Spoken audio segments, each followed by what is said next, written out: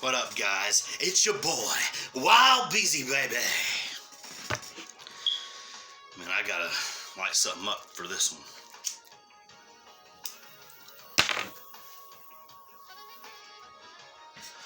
We are here today on June 1st, 2020 to talk about the death of George Floyd in Minneapolis, Minnesota.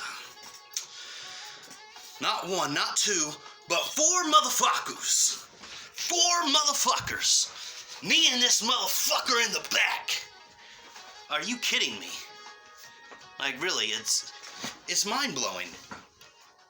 One, the guy had a disability. Let's just start off there. Like, from what I've been able to gather, this guy had like a serious mental disability, so he was completely harmless to begin with. And number two, you had more than enough manpower with just two people, not four, to restrain him. And you suffocated him, and he was saying he couldn't breathe, and he was losing his oxygen as they just suffocated him. They essentially suffocated the guy. And unfortunately, this is far from the first time a situation like this has happened, but as the old saying goes, you can only take so much, and the community at large has finally said they had enough. Number one, and this is number one, the thing that fucks me up, it only takes about 6 months to become a police officer. It takes more time than that to get a culinary degree, to cook. It takes more time to learn how to cook than it does to be a police officer. What fucking sense does that make? Number two, I think there needs to be a much stronger African-American presence on the police force to deal with such issues like this. You know, such as much, and this is another point, you know, it's no secret that a lot of white people, and quite frankly other minorities, are afraid of black people, and also, unfortunately, you know, some of that fear is not unfounded. A lot of black people, unfortunately, do commit very heinous and violent acts against other people. That's not a secret. It's a fact, unfortunately. And it's just for educational purposes, I am white, black, Mexican, and Indian, so I'd like to think I am uniquely qualified to talk about this situation.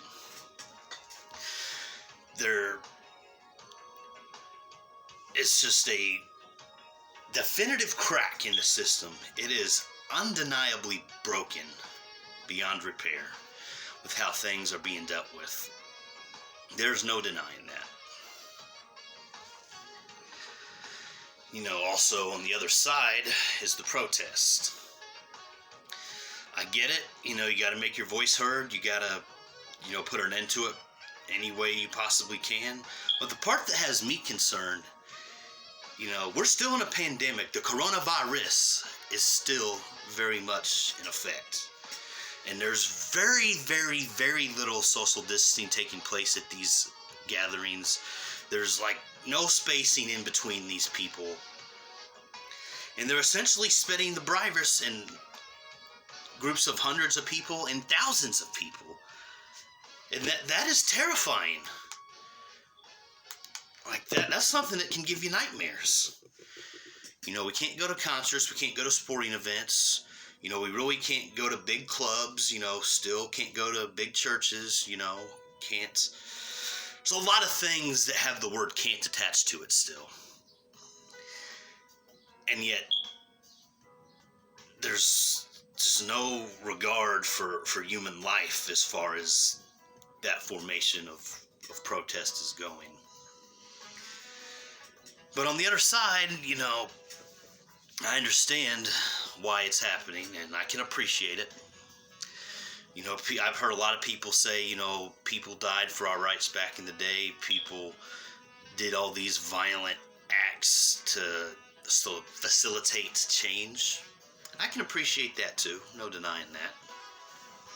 It's just very unfortunate that the targets of these malicious, vicious, and sadistic attacks on property and businesses are against people that had absolutely jack shit zero donut to to do with the situation.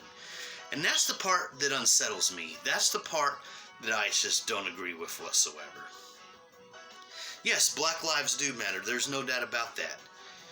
You know, I could go on and on and on about the great things that the African American community has given us on the entertainment side, from the political side.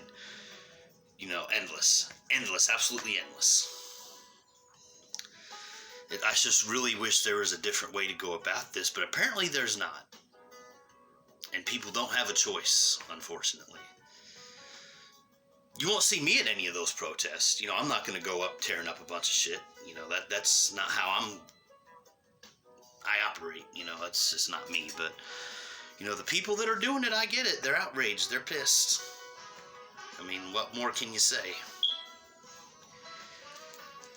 Because it's obvious that the peaceful protests haven't worked. And even those have been met with resistance. And that, it's really hard to justify that. There is no justifying that. There is not. I just seen a little girl who was like 5 years old got maced and sprayed down with tear gas, and her whole face was covered in that chemical. That was fucked up, man. Absolutely beyond comprehension. The bottom line is we need some new protocols put in place on how people become police officers, and we need more black individuals on the police force, especially in the larger cities. Those two things right there will definitely help facilitate change more than anything else. And there needs to be a push and a focus specifically on those two things right there. It shouldn't only take 6 months to become a police officer. And their escalation tactics definitely need fucking looked at. Fucking with binoculars, through an oracle, whatever, a fucking microscope, you know. Any metaphor you'd like to use. That must absolutely 100% change. It has to. And, it's a very sad state of affairs all around right now. There's wrong on both sides. You know, not all protesters are bad, not all cops are bad. But there's bad on both sides.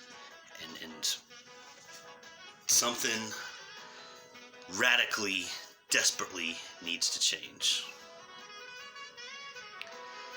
And it needs to happen much sooner than later.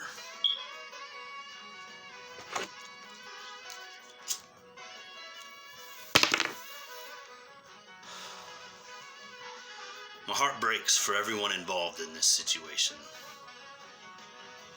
I mean, it's not easy at all to be involved in a situation like this on either side, you know. And it's truly heartbreaking, but, you know, the truth hurts and not everything in life is easy. You know, I used to have a saying called comfort's not comfortable. You know, comfort ain't fucking comfort. It's not, unfortunately. And people are so uncomfortable, they're doing uncomfortable things. And while I don't agree with how some of it's being done, I gotta admire the passion and the aggression that is being taken out against these stupid idiots. You know, I can't disagree with that whatsoever. Bottom line is change needs to happen. This has been your boy, Wild Beezy Baby. These are my thoughts on the George Floyd situation. And black lives do matter. They do. Hopefully people realize that and change their approach and how they deal with the African American community.